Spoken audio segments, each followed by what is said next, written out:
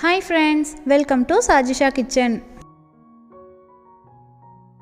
இன்னைக்கு சேனல்ல நம்ம டெய்லி லைஃப்ல தேவைப்படக்கூடிய சின்ன டிப்ஸ் தான் பார்க்க போறோம். இந்த டிப்ஸ் எல்லாம் நீங்க தெரிஞ்சு வச்சுக்கிட்டீங்கன்னா வீட்டு வேலைகளை கஷ்டமே இல்லாம ரொம்பவே ஈஸியா செஞ்சு முடிக்கலாம். சோ இந்த வீடியோ ரொம்பவே யூஸ்ஃபுல்லா இருக்கும். வீடியோ ஸ்கிப் பண்ணாம ஃபுல்லா பாருங்க. வாங்க இப்போ ஃபர்ஸ்ட் டிப்ஸ் பார்க்கலாம்.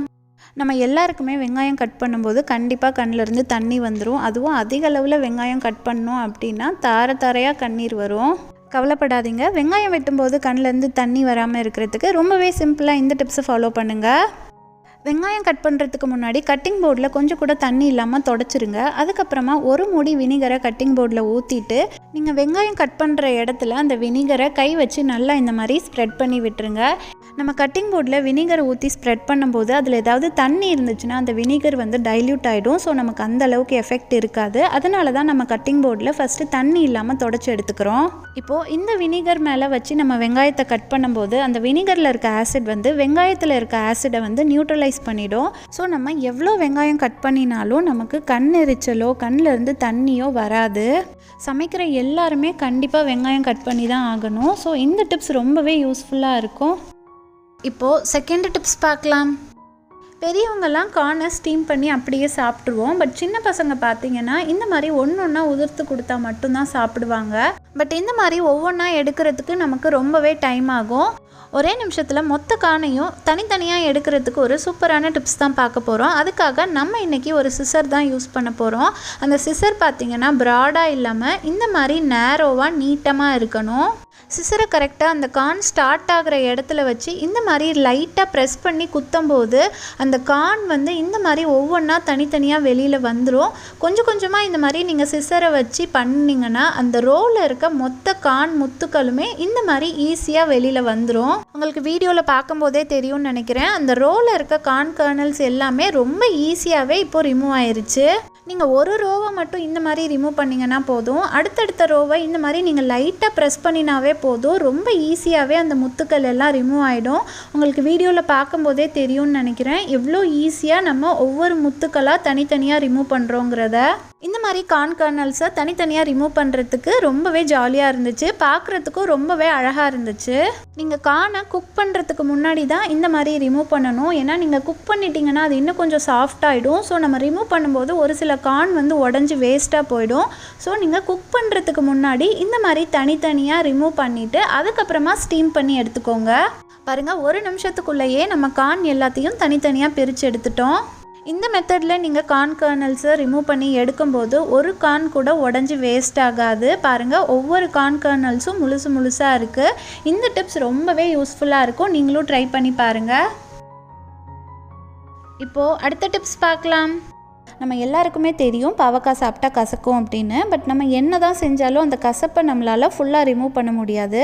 ரொம்பவே சிம்பிளாக இந்த டிப்ஸை ஃபாலோ பண்ணிங்கன்னா போதும். அந்த பாவக்காயோட கசப்பை நம்ம நல்லாவே கம்மி பண்ணிடலாம். எப்போவுமே நீங்கள் பாவக்காவை கட் பண்ணும்போது அந்த பாவக்காய்க்கு நடுவில் இருக்க விதையெல்லாம் ரிமூவ் பண்ணிவிடுங்க. இந்த மாதிரி நம்ம செய்கிறதுனால பாவக்காவோட கசப்பை கொஞ்சம் குறைக்கலாம். அது மட்டும் இல்லாமல் பாவக்காவை நல்லா வாஷ் பண்ணிவிட்டு இந்த மாதிரி கட் பண்ணினதுக்கப்புறமா 2 ஸ்பூன் உப்பை அந்த பாவக்காய் மேலே நல்லா தூவி விட்டுட்டு கை வச்சு நல்லா பிசைஞ்சு விட்டுருங்க. அந்த உப்பு பாவக்காயில் எல்லா இடத்துலையும் நல்லா படணும். இப்போ அந்த பாவக்காவை 10 நிமிஷம் அப்படியே உப்பில் ஊற விட்டுடலாம். பாவக்காய் நல்லா 10 நிமிஷம் உப்பில் ஊறினதுக்கப்புறமா அதை நீங்கள் தண்ணி ஊற்றி 2 வாட்டி வாஷ் பண்ணி எடுத்துக்கோங்க. இந்த மாதிரி நீங்கள் செஞ்சதுக்கப்புறமா நீங்கள் பாவக்காவை சமைக்கும்போது அந்த பாவக்காயில் இருக்க கசப்பு நல்லாவே குறைஞ்சிடும். நீங்கள் சாப்பிடும்போது உங்களோட பாவக்காய் அந்த அளவுக்கு கசப்பாக இருக்காது. இந்த டிப்ஸ் ரொம்பவே எஃபெக்டிவாக இருக்கும். நீங்களும் ட்ரை பண்ணி பாருங்கள். இப்போது அடுத்த டிப்ஸ் பார்க்கலாம். பசங்க ஸ்நாக்ஸ் கேட்கும்போது கார்னை வச்சு ரொம்பவே ஹெல்த்தியான டேஸ்டியான ஒரு ஸ்நாக் ரெசிபி தான் எப்படி செய்கிறதுன்னு பார்க்க போகிறோம். ஒரு கிண்ணத்தில் 1 கப் குக் பண்ணின ஸ்வீட் கார்ன் எடுத்துக்கலாம். இது கூடவே 1 கப் துருவின கேரட் ஆட் பண்ணிக்கலாம். அடுத்து பொடியாக கட் பண்ணின ஒரு வெங்காயமும் கொஞ்சமாக கொத்தமல்லியும் ஆட் பண்ணிக்கலாம். இது கூடவே 1 ஸ்பூன் பெருங்காயத்தூள், 1 ஸ்பூன் கரம் மசாலா, தேவையான அளவு உப்பு, 1 ஸ்பூன் பெப்பர் தூள் ஆட் பண்ணிவிட்டு எல்லாத்தையும் நல்லா ஒரு வாட்டி மிக்ஸ் பண்ணி விட்டுக்கலாம். மிக்ஸ் ஆனதுக்கப்புறமா 2 முட்டையை உடச்சி இதில் ஊற்றிட்டு திரும்பவும் ஒரு வாட்டி மிக்ஸ் பண்ணிக்கலாம். தேவைப்பட்டால் நீங்கள் கொஞ்சமாக சில்லி பவுடர் இல்லைனா பச்சை மிளகா கூட ஆட் பண்ணிக்கலாம். நான் வந்து சின்ன பசங்களுக்கு செய்ய போகிறேன் அப்படிங்கிறதுனால இது எதுவும் ஆட் பண்ணலை. இந்த மிக்சர் கூட நம்ம எக்கை உடச்சி ஊற்றின உடனேயே குக் பண்ண ஆரம்பிச்சிடணும். அப்போ தான் நம்மளோட ரெசிபி ஃப்ளஃபியாக இருக்கும். நம்மளோட ரெசிபி பேனில் ஒட்டாமல் வரணுங்கிறதுக்காக நான் இன்றைக்கி ஆடி எக்கோ பேக்கோட இந்த குக்கிங் அண்ட் பேக்கிங் ட்ரே தான் யூஸ் பண்ண போகிறேன். இது வந்து 100% ஆர்கானிக்குங்கிறதுனால இதை யூஸ் பண்ணுறதுனால நம்ம ஹெல்த்துக்கும் சரி என்விரான்மெண்ட்டுக்கும் சரி எந்த கெடுதலும் வராது. நமக்கும் பாத்திரம் வாஷ் பண்ணுற வேலை ரொம்ப easy. First 2 spoon butter add பண்ணிக்கலாம். நீங்கள் பட்டருக்கு பதிலாக நெய் கூட யூஸ் பண்ணலாம். பட்டர் நல்லா மெல்ட் ஆனதுக்கப்புறமா நம்மளோட மிக்சரை ஒவ்வொரு ஸ்பூனாக எடுத்து இந்த மாதிரி பேன் மேலே வைக்கலாம். நம்ம இந்த மாதிரி சின்ன சின்னதாக செஞ்சு கொடுக்கும்போது பசங்களுக்கும் சாப்பிட்றதுக்கு ரொம்பவே பிடிக்கும். 2 மினிட்ஸ் அடுப்பை மீடியம் ஃப்ளேமில் வச்சுருந்திங்கன்னா ஒரு சைடு வந்து நல்லா கோல்டன் ப்ரௌன் கலர் வர வரைக்கும் ரோஸ்ட் ஆகிடும். இப்போ நம்ம பொறுமையாக கரண்டியை வச்சு இன்னொரு சைடும் திருப்பி போட்டு 2 மினிட்ஸ் குக் பண்ணி எடுத்துக்கலாம். உங்கள் வீட்டில் குழிப்பணியார சட்டி இருந்துச்சுன்னா அதில் கூட நீங்கள் இதே மிக்சரை ஊற்றி பணியாரம் மாதிரி செஞ்சு பார்க்கலாம். கார்ன், கேரட் அண்ட் எக்கை வச்சு ரொம்பவே டேஸ்டி அண்ட் ஹெல்த்தியான ஸ்நாக்ஸ் ரெடி ஆயிருச்சு. இதை நீங்கள் பசங்களுக்கு பிரேக்ஃபாஸ்ட்டாக இல்லை டின்னராக கூட சாப்பிடலாம். இப்போது 5th டிப்ஸ் பார்க்கலாம். நம்ம எப்போவுமே சப்பாத்திக்கு மாவு பிசைகிறதுக்கு ரொம்பவே கஷ்டப்படுவோம். நம்மளோட சப்பாத்தி நல்லா சாஃப்டாக வரணும்னா அதுக்கு நல்லா குத்தி மாவு பிசைஞ்சாதான் நமக்கு சாஃப்டான சப்பாத்தி கிடைக்கும். இப்போ நம்ம எவ்வளோ சப்பாத்தி மாவாக இருந்தாலும் கையே படாமல் நிமிஷத்தில் ரொம்பவே சாஃப்டாக பிசைகிறதுக்கு ஒரு சூப்பர்பான டிப்ஸ் தான் பார்க்க போகிறோம். ஒரு மிக்ஸி ஜாரில் 3 கப் கோதுமை மாவு ஆட் பண்ணிக்கலாம். அது கூடவே தேவையான அளவு உப்பு, 2 ஸ்பூன் எண்ணெய் ஆட் பண்ணிக்கலாம். நம்ம எந்த கப்பில் மாவு அளந்தோமோ அதே கப்பில் 1 கப் மாவுக்கு 1/2 கப் தண்ணி கரெக்டாக இருக்கும். நம்ம இன்றைக்கி 3 கப் மாவு எடுத்துருக்கிறதுனால 1.5 கப் கரெக்டாக தண்ணி ஆட் பண்ணிக்கலாம். இப்போ ஜாரை க்ளோஸ் பண்ணிவிட்டு 15 செகண்ட்ஸ் மட்டும் ஃபஸ்ட்டு ஸ்பீடில் 5 டைம் ஓட விட்டு ஆஃப் பண்ணினா போதும். நமக்கு ரொம்பவே சாஃப்டான சப்பாத்தி மாவு கிடச்சிரும். பாருங்கள், ரொம்பவே சாஃப்டான சப்பாத்தி மாவு ரெடி ஆயிருச்சு. இப்போ நம்ம கை ஃபுல்லாக எண்ணெய் அப்ளை பண்ணிவிட்டு இந்த சப்பாத்தி மாவை எடுத்து ஒரு கிண்ணத்துக்கு ட்ரான்ஸ்ஃபர் பண்ணிடலாம். சப்பாத்தி மாவு பிசைஞ்சதுக்கப்புறமா நம்மளோட மிக்ஸி ஜார் பார்க்குறதுக்கு இந்த மாதிரி தான் இருக்கும். இதையும் நம்ம ஒரே நிமிஷத்தில் கை வலிக்காமல் ஈஸியாக க்ளீன் பண்ணிடலாம். நம்ம கை ஃபுல்லாக எண்ணெய் அப்ளை பண்ணியிருக்கிறதுனால நம்மளோட சப்பாத்தி மாவு கொஞ்சம் கூட நம்ம கையில் ஒட்டவே ஒட்டாது. நம்ம மிக்சியிலேருந்து எடுத்த மாவை கொஞ்சம் இந்த மாதிரி லைட்டாக பிசைஞ்சு விட்டாவே போதும். நமக்கு சப்பாத்தி மாவு இந்த மாதிரி தான் நல்லா சாஃப்டாக ரெடி ஆயிரும். பாருங்கள், உங்களுக்கு நான் ப்ரெஸ் பண்ணி காட்டுறேன். நம்மளோட மாவு எந்த அளவுக்கு சாஃப்டாக இருக்குன்னு உங்களுக்கு பார்க்கும்போதே தெரியும். பாருங்கள், நம்மளோட கையிலையும் கொஞ்சம் கூட சப்பாத்தி மாவு ஒட்டவே இல்லை. இப்போது இந்த மாவை 30 மினிட்ஸ் மூடி போட்டு ஊற விட்டுட்டு அதுக்கப்புறமா நம்ம எப்பவும் போல் சப்பாத்தி போட ஆரம்பிச்சிடலாம். நம்ம சப்பாத்தி மேலே இந்த மாதிரி ஒரு கரண்டி இல்லைனா காட்டன் துணி வச்சு அமுத்தி விட்டோம்னா நம்மளோட சப்பாத்தி வந்து இந்த மாதிரி நல்லா புஷ்ஷுன்னு உப்பி வரும். இந்த டிப்ஸ் உங்களுக்கு டைம் சேவிங்காகவும் இருக்கும். ட்ரை பண்ணி பாருங்கள். இப்போது அடுத்த டிப்ஸ் பார்க்கலாம்.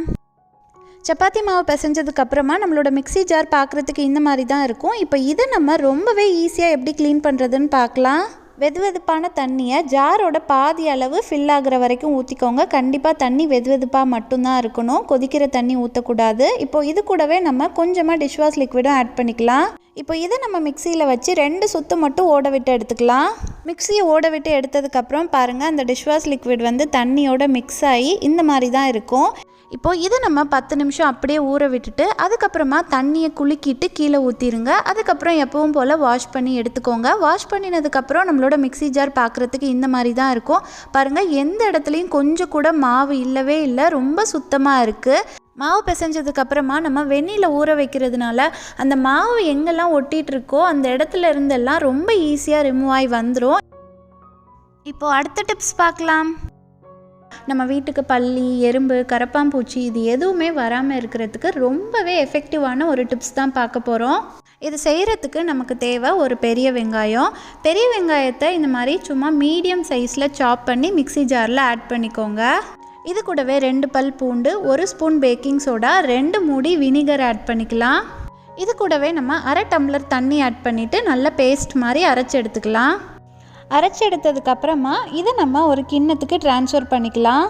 நம்ம ஆல்ரெடி 1/2 டம்ளர் தண்ணி ஆட் பண்ணிட்டோம். இப்போ மிக்ஸி ஜாரில் இன்னொரு 1/2 டம்ளர் தண்ணி ஆட் பண்ணிவிட்டு ஜாரை க்ளோஸ் பண்ணிவிட்டு நல்லா இந்த மாதிரி குலுக்குனிங்கன்னா அந்த ஜாரில் ஒட்டிகிட்டு இருக்க ஜூஸ் எல்லாமே அந்த தண்ணியில் வந்துடும். இப்போ அதையும் நம்ம கிண்ணத்துக்கு ட்ரான்ஸ்ஃபர் பண்ணிக்கலாம். இப்போ ஒரு ஸ்பூன் வச்சு எல்லாத்தையும் நல்லா ஒரு வாட்டி மிக்ஸ் பண்ணி விடுங்க. மிக்ஸ் பண்ணினதுக்கப்புறமா இதை நம்ம ஒரு ஃபில்டர் வச்சு ஜூஸை மட்டும் தனியாக எக்ஸ்ட்ராக்ட் பண்ணி எடுத்துக்கலாம். ஜூஸ் மட்டும் தனியாக கிண்ணத்தில் வந்துருச்சு. இப்போ அந்த வெங்காயத்தோட சக்கை பார்த்திங்கன்னா அப்படியே தான் ஃபில்டரில் இருக்குது. இதை நம்ம தூக்கி போட்டுற வேண்டாம். பாருங்கள், ரொம்பவே எஃபெக்டிவான ஒரு சொல்யூஷன் ரெடி ஆயிடுச்சு. இப்போது இதை நம்ம இந்த மாதிரி ஒரு ஸ்ப்ரே பாட்டிலுக்கு ட்ரான்ஸ்ஃபர் பண்ணிக்கலாம். நம்ம ஆட் பண்ணியிருக்க வெங்காயம், பூண்டு, பேக்கிங் சோடா, வினிகர் இந்த எந்த ஸ்மெல்லுமே கரப்பாம்பூச்சி, பல்லி, எறும்புக்கெலாம் பிடிக்காது. ஸோ இந்த லிக்விடை நீங்கள் உங்கள் வீட்டில் இருக்க கதவு ஓரம், ஜன்னல் ஓரம், சிங்க்குக்கு அடியிலன்னு எங்கெல்லாம் கரப்பாம்பூச்சி, எறும்பு, பல்லி வருமோ அங்கே ஸ்ப்ரே பண்ணி விட்டுட்டிங்கன்னா உங்கள் வீட்டு பக்கமே இது எதுவும் வராது. இந்த ஸ்ப்ரேயை நீங்கள் காலையில் ஒரு வாட்டி, நைட்டு ஒரு வாட்டின்னு தொடர்ந்து 7 நாள் தேவையான இடத்துல ஸ்ப்ரே பண்ணி விட்டிங்கன்னா உங்கள் வீட்டு பக்கமே பல்லி, கரப்பாம்பூச்சி, எறும்பு இது எதுவுமே வராது. இப்போ அந்த வெங்காயம், பூண்டு சக்கையை கூட நம்ம வேஸ்ட் பண்ண வேண்டாம்.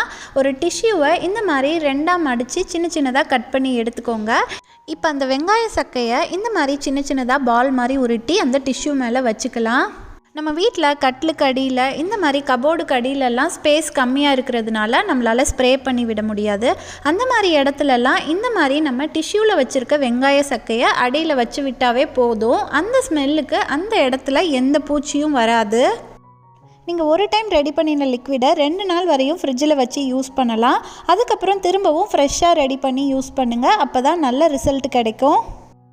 நான் இன்றைக்கி சொன்ன டிப்ஸில் ஏதாவது ஒன்றாவது உங்களுக்கு ரொம்பவே யூஸ்ஃபுல்லாக இருந்திருக்கும்னு நினைக்கிறேன். இந்த வீடியோ உங்களுக்கு பிடிச்சிருந்தா வீடியோவை லைக் பண்ணுங்கள், உங்கள் ஃப்ரெண்ட்ஸ் அண்ட் ஃபேமிலி மெம்பர்ஸ்க்கும் ஷேர் பண்ணுங்கள். மறக்காமல் சஜிஷா கிச்சனுக்கும் சப்ஸ்கிரைப் பண்ணிவிடுங்க. அப்போ தான் நான் போடுற புது வீடியோஸோட நோட்டிஃபிகேஷன் உடனே உங்களுக்கு வரும்.